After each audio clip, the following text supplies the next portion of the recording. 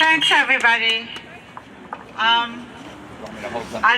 start with the shame. I wasn't always anti-Zionist. I was born there. I knew nothing about Zionism. So it was quite a few years that I was like everybody else there. And it was only when I found out about the Nakba, which changed me. Within less than 12 hours, overnight, I became an anti-Zionist. Same as me. Because if you know what Israel does, if you know about the Nakba, then there is only one place to be. It's an anti-Zionist. And all you want, and you know, the only solution will be with smashing Zionism. Because Zionism is a death sentence to the Palestinians. As we see, it's a genocide. That's what Zionism is. It's a Holocaust in Gaza. And it's ethnic cleansing now also in Syria, in Lebanon, of course West Bank, is Jerusalem. Yeah, 1948 as well, against the Palestinian so-called citizen of Israel, also facing apartheid. So, I wanted to start just to lift the mood a little bit. The people united, they never be defeated. The people united will never be defeated. The people united will never be defeated. The people united will never be defeated. So I want to take this opportunity. Those people, those of you who know the last 2 weeks, the savage attack on me. So I wanted to thank every one of all those people who stood up and spoke out, including IJAN. And I know each one of you then became a victim of vilification, of malicious attack, lies. So that shows that we only can fight when we are united, when we are together. It is so important that we protect each other, that we don't allow anybody, none of us, to be attacked. And the state is going to increase its repression. It's not only when these police there might come and snap me or anybody else here, but it's the other ways. They clearly want to cause infighting among us, because within fighting, they can tarnish our movement. Just think of the imperialists, of the colonialism, media, all those Daily Mail, Tory, Guardian, they will all be just happy to tarnish us as a bunch of thugs just fighting each other. And that's what they did try to do 2 weeks ago. They failed because our side was solid. Our side showed that 100% commitment to protect us against the people who are serving Zionism. So I want to thank all of you.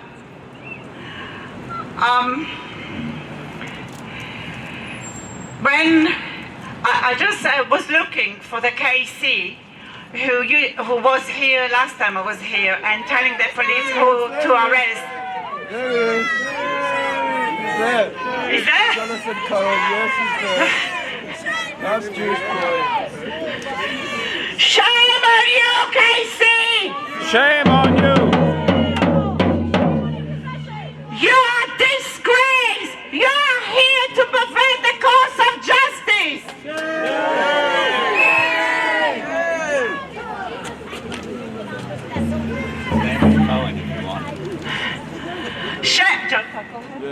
Shame on you, Jonathan Cohen, KC! Shame on you! So, we all know when people claim they don't take side, we every time have to confront that, oh no, we're not taking side. We know they're always taking side with the oppressor. Shame on them.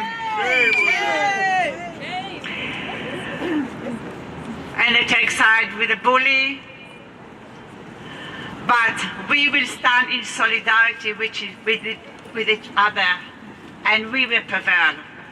Because our struggle in support of the Palestinian will be not successful unless we protect each other, unless we are together, unless we fight together.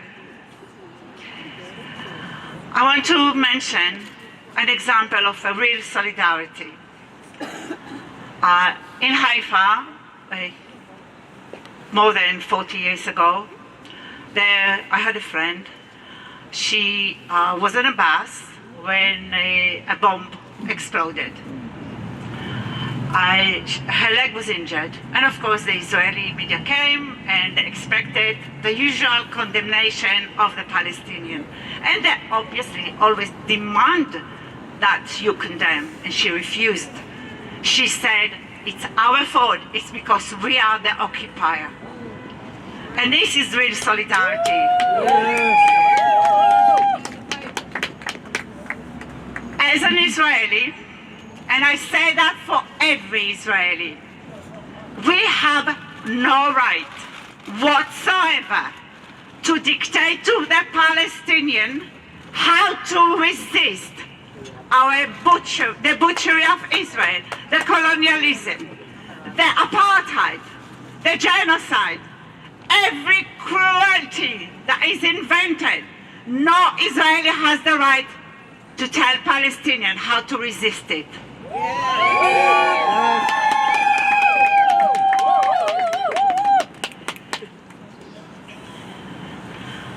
And as Jonathan said, our real heroes are in Gaza.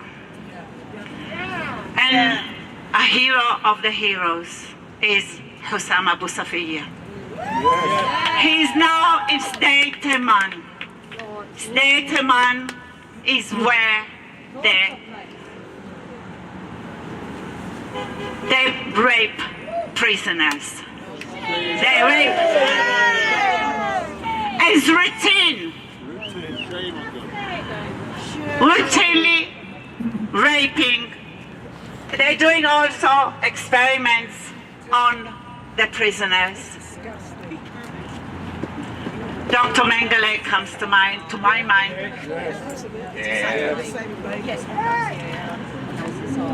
State Teman, when one doctor, after many doctors were witnessing and possibly participating in the torture of Palestinians in State Teman, one doctor decided to speak up and complain. So, a few Israelis were supposed to be arrested for a gang rape of a Palestinian prisoner. And not only they were freed, not only members of Israeli Knesset and others went into State Teman, just like they walk into, like as if you walk into a supermarket. They were not stopped, even though it's a military facility. They also entered the court, a military court. They were not stopped. And now 65% of the Israelis believe that no legal action should be taken against any Israeli raping Palestinian prisoners. Monsters! Yes, it's monstrosity what is happening.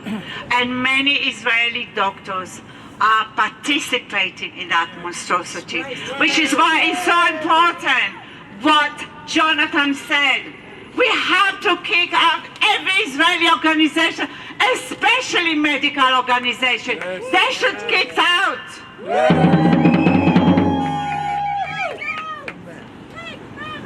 Kick them out!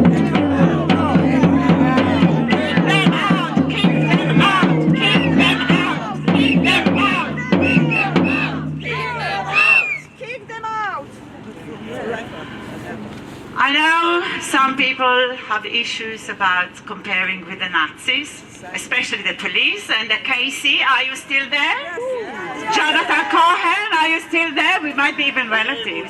Because my surname Kahn is actually a variation of Cohen. Your crap legal advice. My grandmother was a Cohen.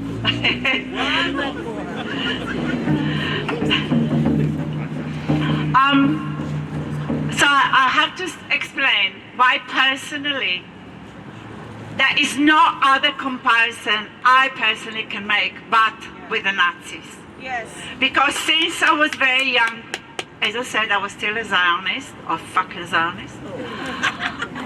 I always was thinking, what if I was a German while the Holocaust was happening? Would I have had the courage to stand out and do something against the Holocaust, where many of my family perished, and my both parents managed to escape in time.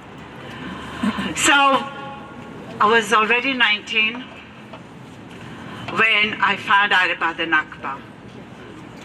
And as I said, it was just overnight. I read the evidence about the Nakba, and in the morning I knew I was the German in Nazi Israel. So it is Nazi! Yeah.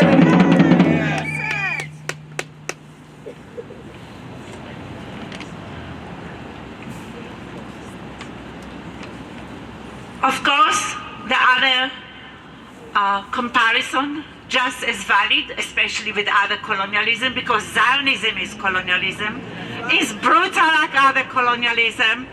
We know what they did at Tasmania, no survivors, and that's what the Zionists want to do. So other comparisons are also relevant, especially with fascism. But back to Nazism.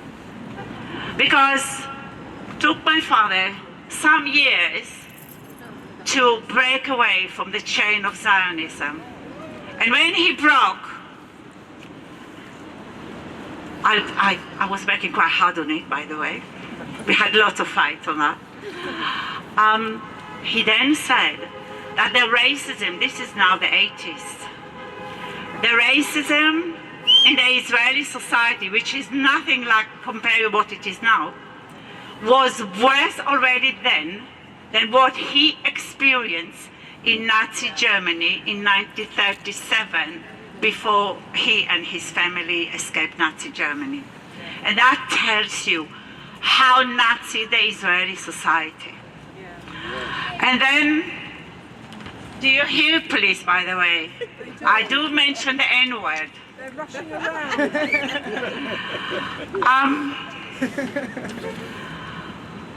Now that he found his new understanding of Zionism, he joined a protest we had in Tel Aviv at the beginning of the first Intifada.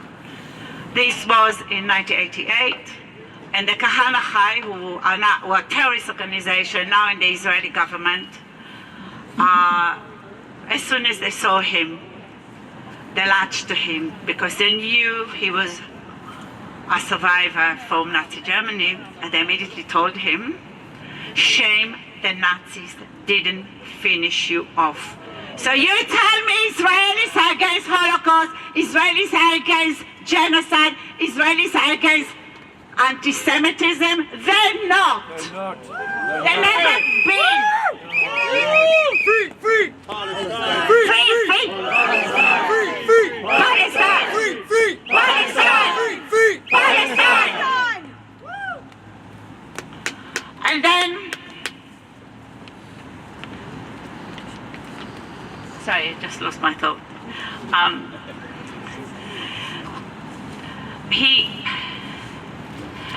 The Zionists, now that I'm speaking about anti-Semitism, as a child, where I grew on the land of a village of Palestinians who were ethnic cleansed in 1948, June 1948, into Gaza Strip, into the south, into Rafah. There were a few families who were from Auschwitz. You know what they were called? they were called ashes. They were called soap. They were, exactly, yeah, sabon. They were accused that they went like lamb to the slaughter. So you tell me the Zionists are against anti-Semitism? They are the heart of anti-Semitism. They are the best friend of anti-Semites.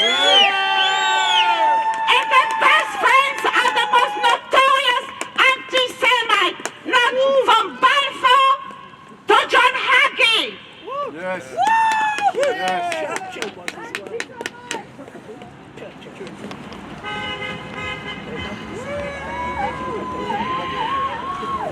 In Nazi Israel, which is also very misogynist, so especially to us women, Zionist men were not happy with us, and they told us what they perceived as the worst thing, sleeping with Arabs. They said to us, sleeping with Arabs. Well, I did. But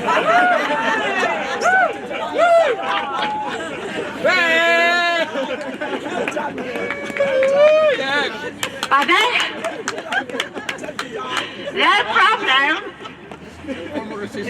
was not just about sex.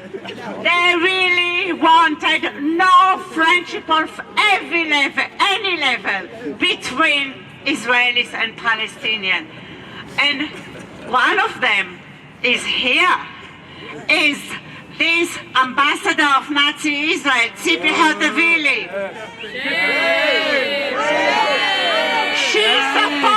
She particularly supports those organizations which absolutely destroy any couple, any mixed couple, where there is a Palestinian involved with a Jewish Israeli woman. Shame! Absolutely racist, and that is like the Nazis. They was not allowed to have sexual relationship with Jews. That's why we say they are Nazis. And like the Ku Klux Klan. And like apartheid South Africa. Yeah. Well, they used to be good friends, didn't they? Exactly. South African is one of them. Every protest we had, always, the Zionists were shouting at us, death to the Arabs. That is Nazi Israel. And then I came to one of the protests outside Downing Street. And people, I didn't hear it myself, but I trust it was true. People were horrified when a Zionist passed by and said, death to the Arab. And the police heard it, refused to do anything. But when Casey Jonathan Cohen told them to arrest, no question asked, they come immediately obliged. Shame!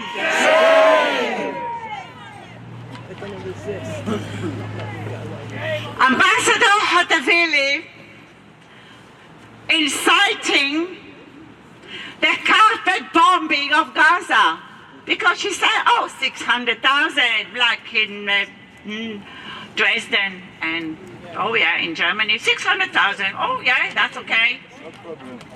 And Israel is getting very close to that number. 100, we never know how many been already exterminated, but it would be hundreds of thousands. This should be the real number. When they use the 2-ton bombs, 2,000. Yeah. But when they use those massive bunker buster bombs, you can't count how many people were in there. You don't have the bodies. They're shredded. They're buried under tons. Who would know? Who is there to count when the hospitals are destroyed? We don't know how many survived and how many of them will survive. With a genocide ongoing, the Holocaust is ongoing. with the support of the British regime. And it's really, really critical, that support. It's not marginal. It's really important. Oh, I see some French police coming over. So, Fuck the police. Hodavili said, time for Hamas, did you hear me? I'm quoting the Israeli ambassador, the ambassador of Nazi Israel. I'm quoting her. Time for Hamas, not ha, to pay the price. But the price is paid by the babies in Gaza that Israel is burning. And the price is not because of action of the Palestinian. It's because of expansionist Israel. Because Israel wants to steal Palestine. That's why. That's the price they pay. They're paying the price for Zionism. Yes. Yes. Zionism, terrorism. Zionism, terrorism. Zionism, terrorism. Zionism, terrorism.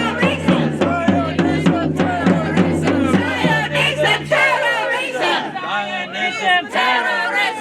Zionism, terrorism. Zionism, If the German society was as racist as the Israelis, I'm saying it wisely, had the German society during the Holocaust was as racist as the Israeli society is now, there would have no been Jewish survivors. Everybody would have been exterminated. And others, Slavs, all those that are on the list of the hate list. Well said. So, we will not be silent. We will do BDS. We will do Palestine action.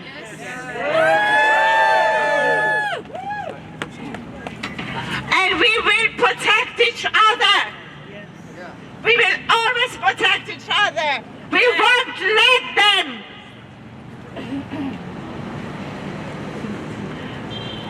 isolate us, break us.